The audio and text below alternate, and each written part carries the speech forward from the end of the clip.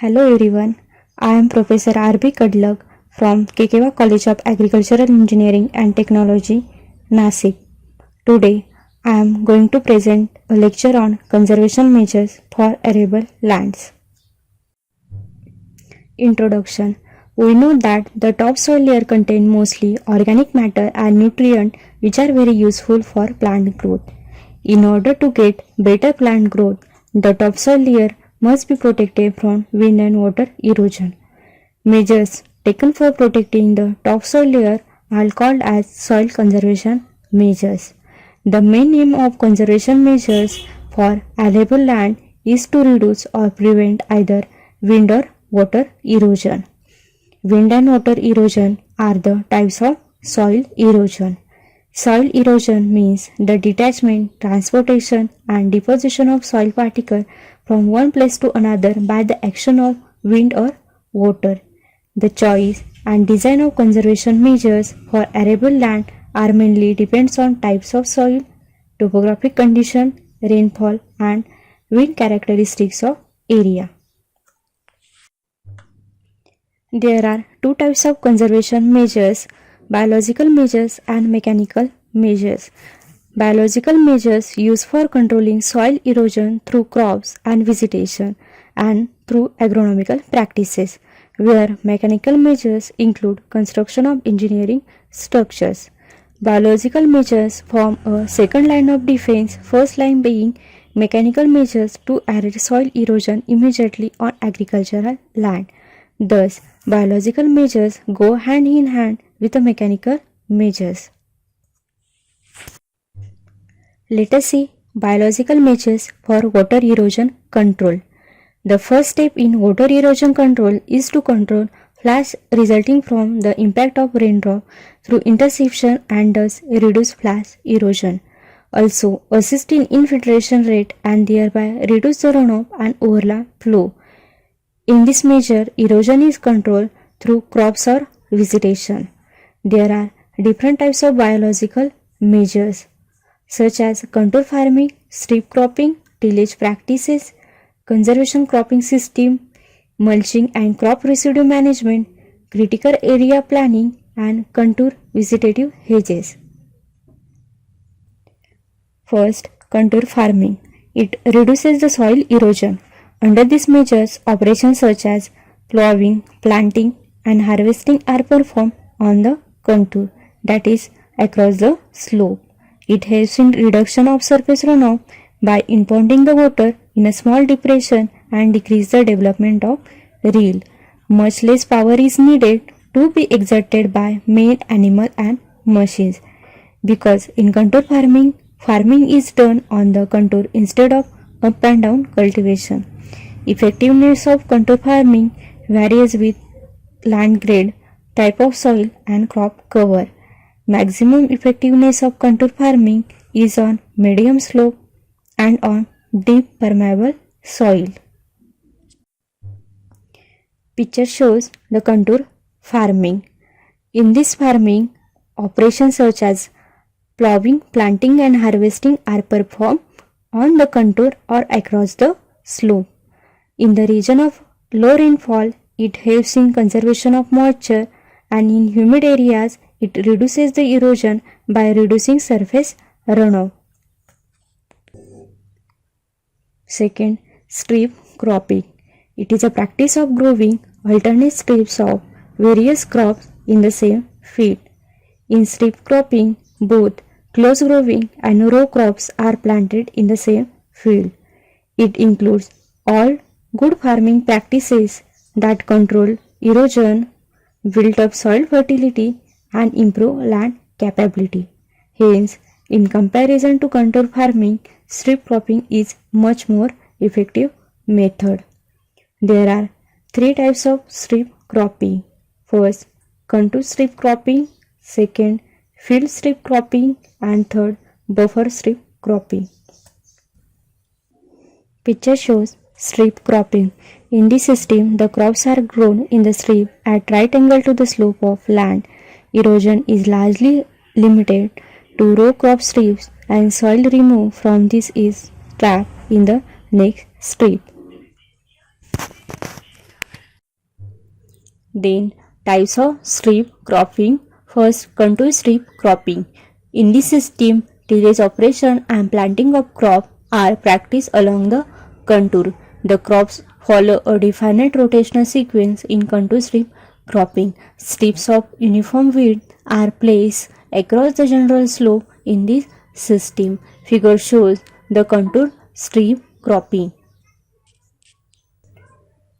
Second, field strip cropping. Under irregular topographic condition, width between two contour lines vary too much.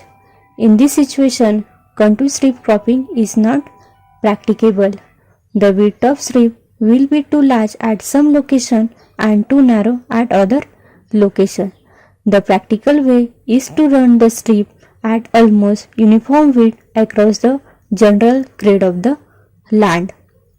In field strip cropping, contour lines are not followed. It is also used for control of wind erosion. In that case, the strips are placed normal to the prevailing wind direction. For strip cropping, the strips of grass or legume crop that completely cover the ground are placed between contour strip. They are planted in regular rotation. The width of buffer either may be even or irregular. The primary objective of the buffer is to give the protection from erosion or allow areas of deposition. Buffer strip can also be used as correction strip if the width of general strip vary too much due to irregular topography. Figure shows buffer strip cropping. Next biological measure for water erosion control in arable land is tillage practices. The aim of these practices are to prepare seed bed and to provide an adequate soil and water environment for plant growth.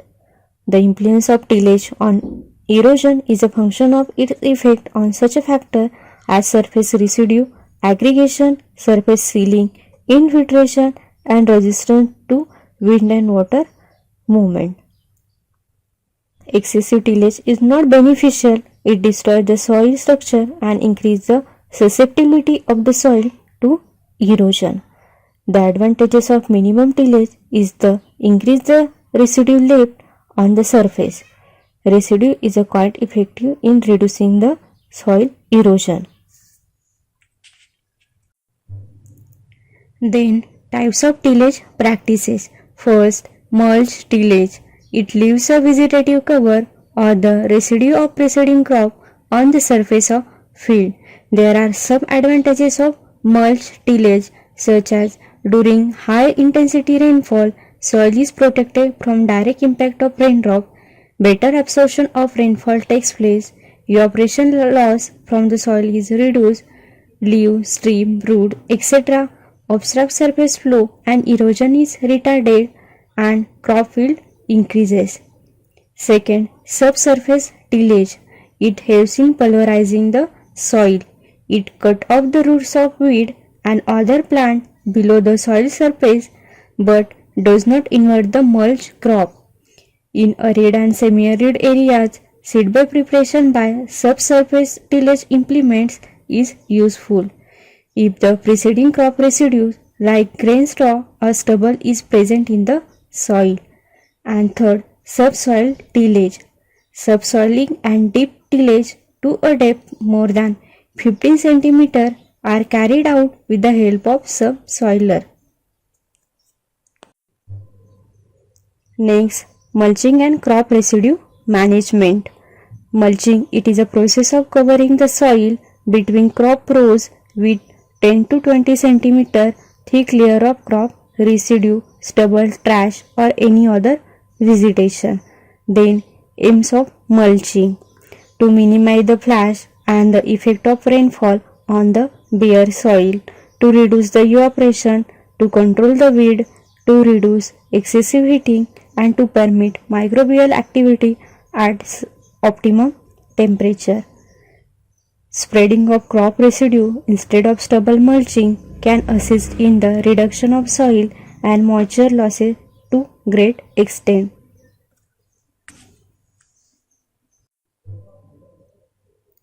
Picture shows Mulching and crop residue management. In this, soil between two rows is covered with a thick layer of crop residue. Next, critical area planning. Vegetative cover is the most effective way for control of erosion and moisture conservation on critical erodible areas. Critical areas cannot be stabilized by ordinary conservation technique and if left unaffected can be severely eroded. This area can be treated by planting trees, shrubs, grasses and legumes. Treatment of critical eroded areas stabilizes the soil and reduces damage from sediment and runoff to downstream areas. The last biological measure is contour vegetative hedges. It can prevent the soil erosion and conserve moisture. When surface runoff reaches the vegetative hedges, it slows down, spreads out evenly, drops silt load, slowly passes through the hedgerow and large portion of soaks into the soil. Then advantages of contour vegetative hedges. Land occupied are less than mechanical measures. System is less sustaining and almost maintenance free. Land is used for biomass production and growing of suitable plant for fodder and commercial value. Picture shows contour vegetative hedges. Hence, topic covered in this lecture are Introduction, Biological measure for arable land. In biological measure, contour farming, strip cropping, tillage practices, conservation cropping system, mulching and crop residue management, critical area planning and contour vegetative hedges. Thank you.